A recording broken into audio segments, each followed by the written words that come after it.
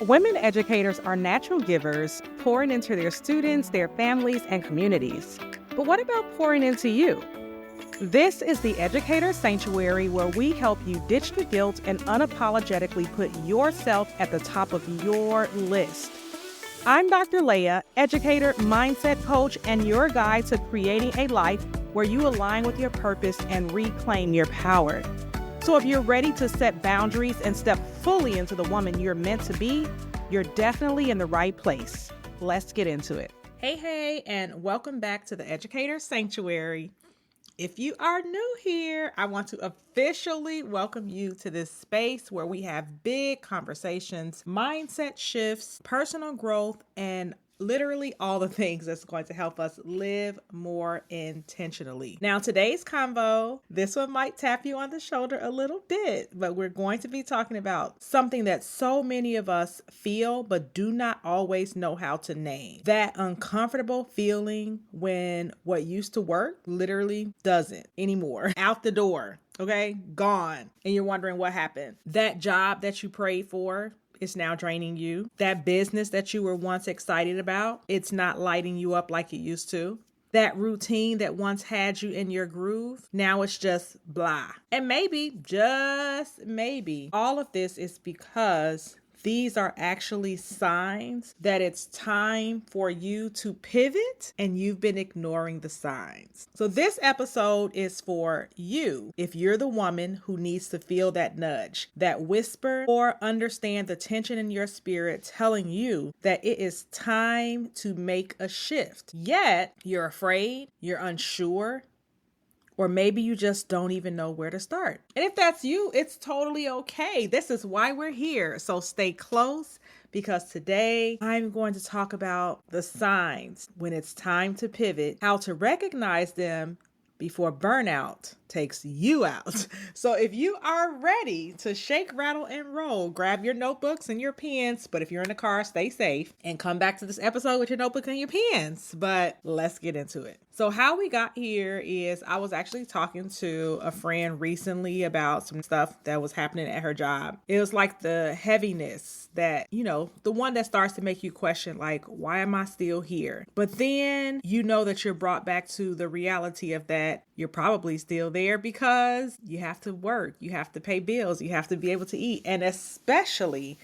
in this economy, the uncertainty of just tomorrow, even if you have employment, is really getting some people down. So it's even now more than ever that we have to be able to have an awareness and a lot of trust. Talking to her this week instantly brought me back to the moments in my own life when I started feeling the same kind of discomfort in a workplace. Every single time, almost without fail, to be honest, I always had some kind of discomfort that was like my sign in my gut that something new is coming, a next assignment, a shift, a pivot. But if I'm being real, I'm going to be honest and say more often than not, I didn't embrace those things at first. We don't necessarily want to move when we feel a nudge because the unknown, at least to me, feels risky, right? Like, what if I'm not able to find something as good as I already have? Like, what if I can't continue to pay my bills? What if I have to move away from my support system? What if my next step isn't as secure as what I'm used to? What I've learned, though, is that if you are going to be the type of person that is praying for bigger and asking for bigger, meaning you're asking for growth or clarity or purpose or prosperity or whatever it is, then your next assignment is not going to be built around your current comfort zone. In fact, the reason why we get feelings of discomfort or we feel like we're put in positions of discomfort is because it is helping us create pressure that we can't ignore. It's like if you're not going to make the move, then life is going to move you. A lot of times you're sitting there saying like, oh my gosh, I'm going to do it. I'm going to leave my job. I'm going to quit. I'm going to move. But you're always waiting for things to be perfect. You're always waiting to get your ducks in a row. And if I'm being honest, the ducks that you have been trying to get in a row have been wandering in circle for months or even years, and you still have not yet shifted. If you want your life to change, though, I'm a living example that you're going to have to shift first, and then clarity and everything else comes later. All right, so if you've been here every single week, then I already know that you all up in my business, because I have been very transparent with you all, using my own stories and experiences as a way to pretty much show you that you're not alone, that nothing that's going on in your life, including mine, nothing is brand new. Somebody else has been exactly where you are and where I am, and they have stories. They have messy stories. They have uncomfortable stories. They have sad stories, but those stories are pretty much here to give us courage and hope, to remind you that you too can change your life. And all you have to do is decide that changing your life is what you truly want. Now, as my late granny would say, let me help you with something. I used to love when she said that. She'd be like, baby, let me help you. Let me help you right now. And I always used to think that she really meant help, but I actually liked the fact that she was giving me hope.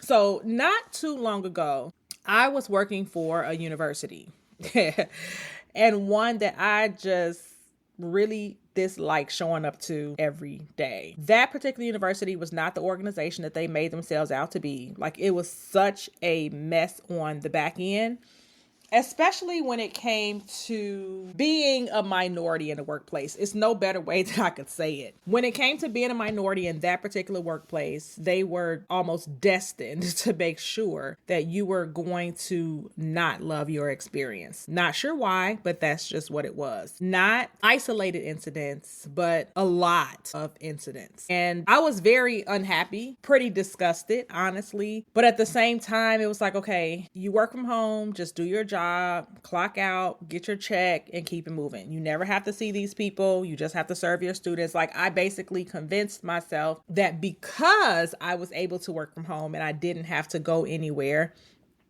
that I would be okay. I'm going to be the first person to tell you that when you're not where you're supposed to be, you won't be okay. Everything will feel off, and then random stuff will just start happening to push you where you're supposed to go. And in my case, it did exactly that. For example, it was one Labor Day weekend. I came back to work like that Tuesday. And I remember getting a call from one of the department heads, and she was telling me that she spent her entire weekend researching something interesting. And it just so happened that the interesting thing she was researching was me. And then she proceeded to tell me how I was violating some company policy. And I'm like, I know she's definitely not talking about me, because I'm not doing anything wrong. I literally just mind my business and drink my water. So she proceeded to tell me that she had found a website where I was offering fitness and nutrition services.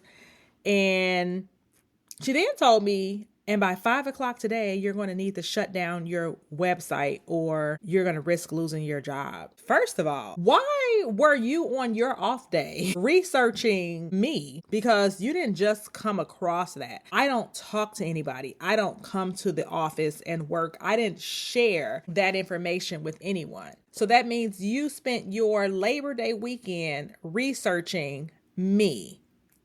That was wild within itself. But two, it was like, how did I become the subject of her research? And more importantly, why? So when she told me that I needed to shut down my website by 5, in my mind, I'm like, yeah, that's just not going to happen. And anybody who knows me knows that one thing about me is I don't get afraid too easy. Like, you're not going to intimidate me. And I think that she thought that was going to happen. But I've had a mindset for a long time now that when I'm working for some place, I know that I'm showing up and I'm giving like 250%. I'm probably one of the best, if not the best worker that is there. You absolutely need me more than I need you. I'm not desperate for a job. I'm never going to be bound to a job. Like, I have so much talent in me, not to, sound cocky or anything, but I have so much talent in me that I'm pretty sure that I can take my talent somewhere else.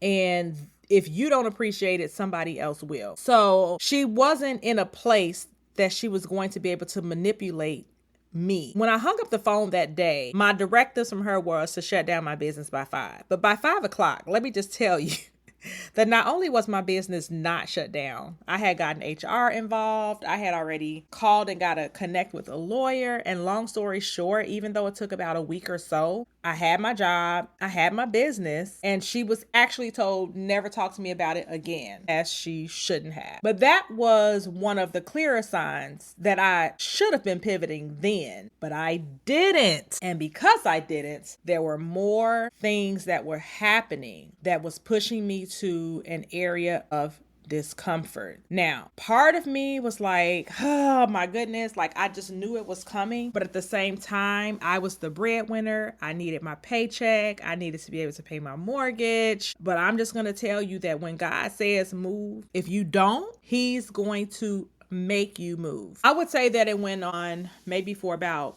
I would definitely say another year or so before I got the real firm, it's time to go. And at that moment, that was really the spark that I needed to start thinking about what was going to be next, but also scary because I didn't know what next was.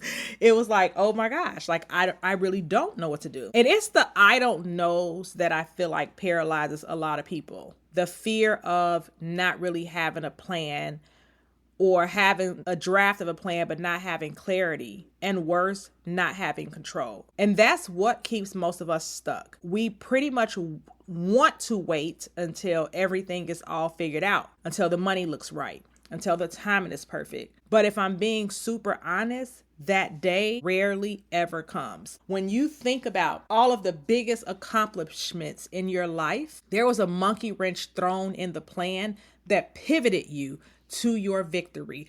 Rarely are we following the plan exactly how we thought it was going to be and completing it in that manner. I believe, and I could be wrong, we start to see these areas of discomfort and we start to see things that try to make us move because consciously we're praying and we're asking for things, but our prayers are not necessarily aligning with our action. And because of that, things have to be shaken up a little bit. It's like you might be praying bold prayers, right? You're asking for growth. You're asking for this job promotion. You're asking for alignment, or you're asking for peace, or you're asking to be released from situations that you're bound in. But then you turn around and you operate out of fear, or maybe it's habit, or maybe it's even survival mode.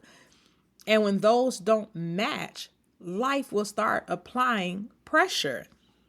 Those uncomfortable moments, the random fallouts at work with people that you've been friends with this whole time, the tension in your friendship, the drain feeling every time that you open your laptop to do something that you've completely outgrown. I don't think those are coincidences. I think those are divine nudges. Warning shots, the setup scenes for our next chapter, and sometimes without your approval. Our timing is literally never going to be God's timing for what he wants to purpose us to do in our lives. And I believe the truth is that comfort and calling rarely coexist, meaning like you can't hold on to both. At some point, you have to be able to release that familiar to reach what's destined for you. So in those moments where things are starting to feel like super uncomfortable, or if you're feeling unsettled in spaces that used to feel safe, or if the doors that you thought were once open for you are now seemingly closing shut, I would like to encourage you not to panic in these situations, but start to become aware, start to pay attention. Because what I have learned is that when things feel like they're falling apart, they actually might be falling into place. And speaking from experience, it may not seem that way, but it's almost like putting something together. And I'm just not the person to put anything together. Almost anything that needs a screw or anything, it's like, oh God, I'm scared. I don't want to do it. Moving here was one of my first times having to pretty much put everything together in my house. Like, I really realized how fortunate I have been over the years to be almost like a princess, where I didn't have to do anything for myself because there was always someone there for me to get it done. But when I moved where I am now, I had to do a lot of things on my own. I had to read manuals. I had to ask Alexa or Siri or Chat GPT. I had to look at YouTube videos. I had to look up TikTok videos. Pretty much I was, just trying to navigate in a new space on my own. But I remember when my daughter and we were putting together her bed, and I thought we were following directions very well, actually. And when some things weren't lining up, I looked and I said, oh my gosh, I think we did this in reverse. And she says, what does that mean? And I said, I think that it means that we have to take this apart. And she said, oh my God, and we have to do it over. And I said, yes. And I said, we did so much work. We spent all this time. I really don't want to do this over. And at least for that particular project, I decided to leave it for the night and go back to it the next day. But it is the encouragement of knowing that we were taking something apart to put it together the right way. And so that's what I mean. Like, a lot of times it seems like our lives are falling apart, but sometimes our lives have to be deconstructed because we have to get to the thing that no longer belongs there for God to be able to work it back the way that it was supposed to be. So that's what I mean when I say it might not be falling apart. It might be falling into place. And sometimes that looks like disruption. But that disruption is the start of your permission to pivot, to let go of what's no longer serving you, to choose trust over fear, to stop waiting for the perfect moment and realize that the moment that you decide is the perfect moment. You're never stuck. You're always being stirred. And so the only question I have for you now is, will you start to move when you feel the nudges, or are you going to wait to be shoved? And let me just tell you, one of those never feels good. So I hope you choose wisely. Now, you all know that I'm not ever going to just sit here and talk to you. I always want to leave you with something, whether it is to physically do or just even think about. And so what I've unpacked, I feel like is pretty significant in you being able to take at least 10 minutes out of your day, maybe just you and your journal, maybe just you and your mind, but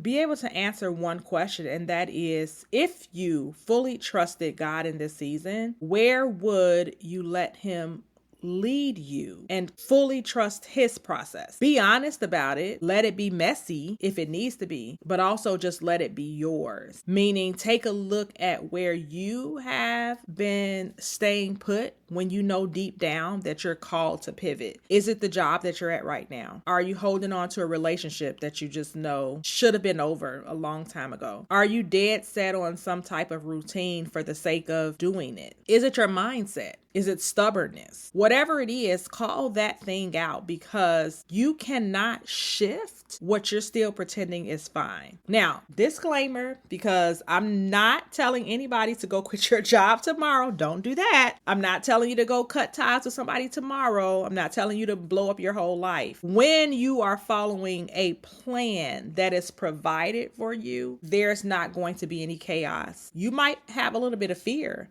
but you're going to be calm about it. This gives you the time to start planning in your mind, start asking questions, start doing research, start preparing, but most of all, start trusting the process, trusting the one who gave you the vision, trusting the purpose that's behind it. So your assignment this week really is to gain clarity and then courage on your pivot. But most of all is, while you're the person that's moving, you're not the person in the driver's seat. There is someone driving these visions and these goals, and you need to listen to that. Now, before I go, I also wanted to say, if you're ready to dig a little deeper, if you're really ready for what's next, moving without fear, then I wanted to be able to provide you with something for this particular episode. I'm going to put an incredible devotional in the show notes. It is called Minding Your Own Heart Space. It is a 30-day journey designed to awaken really everything that's already inside you. It's going to help you birth your dreams. It's going to help you call out those fears. It's going to help you sort through what's yours to carry and what you need to just leave for other people. If you are in this season and you're saying to yourself that you know that there is more for you,